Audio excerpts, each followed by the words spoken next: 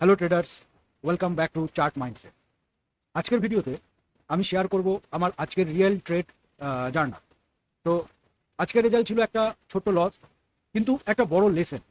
আর ট্রেডিংয়ে lesson প্রফিটের চেয়েও বেশি ভ্যালুয়েবল। তো আজকে কি হলো, মার্কেট ওপেন হওয়ার আগেই আমার রুলস ক্লিয়ার ছিল। কি ছিল রুলস? যে নো অপশন ট্রেডিং, কোনো অপশন ট্রেডিং আমি করবো না, অনলি ওয়ান ট্রেড, একটা ট্রেডই করবো। আর কিভাবে করব?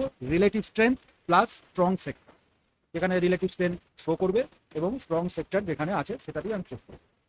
কারণ মার্কেটে সার্ভাইভ করতে হলে ডিসিপ্লিন লাগবে। কারণ ডিসিপ্লিনই হচ্ছে এমন একটা জিনিস যেটা মার্কেটে তোমাকে বা তোমাদেরকে দীর্ঘদিন টিকিয়ে রাখতে পারে। তো আরেকবার বলে নিই, ওপেন যখন মার্কেট হলো তার আগেই আমার রুলগুলো ক্লিয়ার ছিল। রুল নাম্বার 1 ছিল no option trading. Rule number 2 ছিল only one trade. Rule number 3 ছিল relative strength plus strong sector. কারণ মার্কেটে সার্ভাইভ করতে হলে ডিসিপ্লিন লাগবে, এক্সাইটমেন্টের কোনো জায়গা সেখানে নেই। আজ নিফটি কি করলো? নিফটিতে কোনো বড় গ্যাপ মুভমেন্ট ছিল না আজকে। তাই আমার প্ল্যান ছিল ঠিক 9:30-এর পর সেট আপ খোঁজা। তো আমি কি করলাম, এই বাজাজ ফিনান্সের চার্টটা আমি ওপেন করে নিচ্ছি এখান থেকে।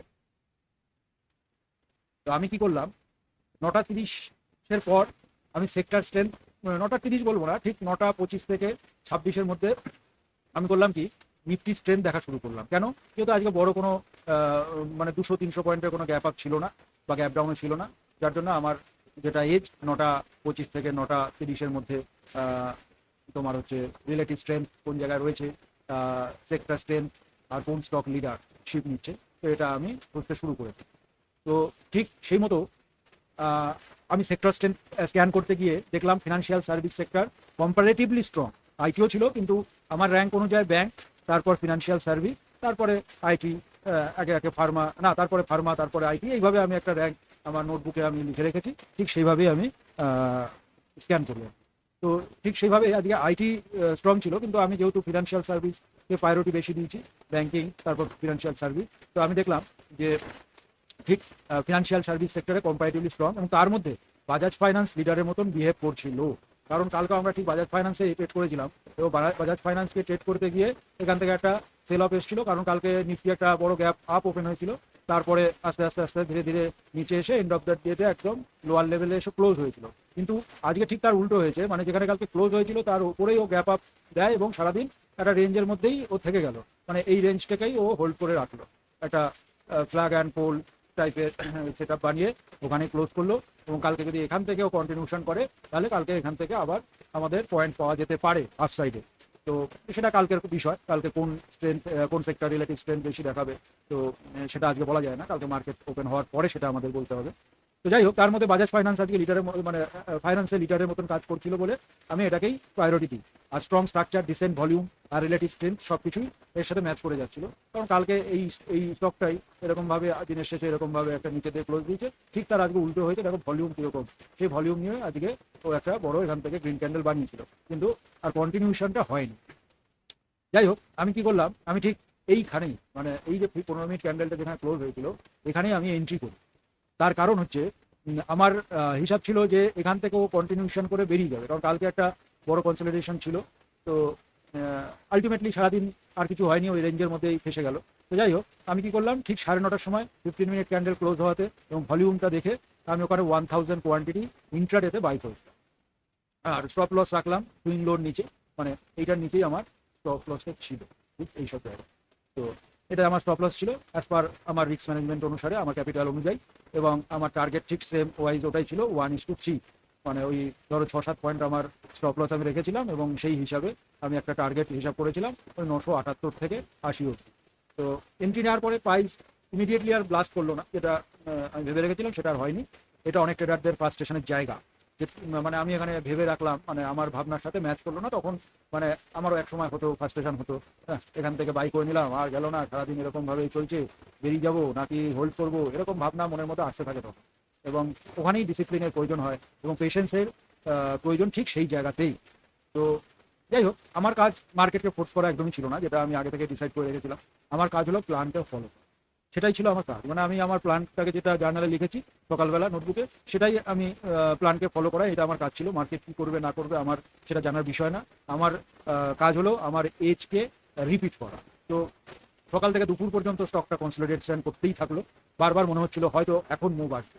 ধরো এই যে এই পোর্শনটায়, এই যে এইখানে, মানে সারাদিন তুমি যদি 15 মিনিটটাকে ধরে দেখো, এই পোর্শনটা সারাদিন ফেসে গেল একদম বিকেল 3:30 অবধি এখানেই ফেসে গেল, এখান থেকে আর বেরোলো না। তো এই করতে করতেই কেটে গেল। আর ট্রেডার হিসাবে পেশেন্স আমাদের বিগেস্ট উইপেন, সেটা যারা যারা তোমরা মার্কেটে আছো বা ট্রেড করতে শুরু করেছো ধীরে ধীরে জানবে এখানে ধৈর্য সেটাই হচ্ছে তোমার কাছে মূল ওয়েপেন হিসাবে কাজ করবে ইন দ্য লং।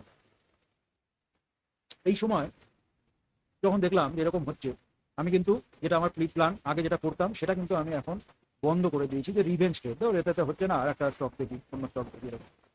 তো কোনো আননেসেসারি, এবং শুধু রিভেঞ্জ ট্রেড না, এবং আননেসেসারি আমি অ্যাডজাস্টমেন্টও করি না, নিচে আছে এখানে একটু অ্যাডজাস্ট করি, এরকম কিছু করিনি। কোনো ইমোশনাল ডিসিশনই আমি নিইনি এই ট্রেডটাতে যতক্ষণ ছিলাম, প্রায় বলতে পারি সারাদিনই এই ট্রেডেই আমি ছিলাম। কোনো আমি ইমোশনাল ডিসিশন নিইনি, জাস্ট প্ল্যানটাকে আমি ফলো করে গেছি। আর শেষ পর্যন্ত মার্কেট ক্লোজ হওয়ার আগে আমি ম্যানুয়ালি ট্রেড এক্সিট করি, এবং সেই ট্রেডটা আমি যখন এক্সিট করি তখন আমার এখানে অর্ডার বুকে আসলে দেখতে পাবো, এখানে আমি এক্সিট করে দিই, দেখো 15টা 18, মানে এখানে আমি কমপ্লিট এই 959.45 আমি এক্সিট করে গেছি। আর আমি এন্ট্রি করেছিলাম 9:30 960। তো যাই হোক, এই ছোট্ট লস তখন আমি অ্যাকসেপ্ট করে নিলাম। কিন্তু আমার যেটা রুল ছিল, আমি একটাই ট্রেড করবো সারাদিনে, কোনো রিভেঞ্জ ট্রেড করবো না, কোনো অপশন ট্রেড করবো না, সেগুলো আমি একে একে অক্ষরে অক্ষরে পালন করেছি। আর কিন্তু এখন যেটা প্রশ্ন, আমি কি আজ হারলাম, মানে এই যে লস তো করে গেছি 550 টাকা, যেটা লস করেছি, আর সাথে যেটা আমাদের চার্জেস লাগে। তো আমি কিন্তু সেখানে অ্যান্সার যেটা আমার ক্ষেত্রে হবে, আমার পয়েন্ট অফ ভিউতে, যে না, আমি কিন্তু হারিনি, কারণ আমি আমার সিস্টেমকে ফলো করি।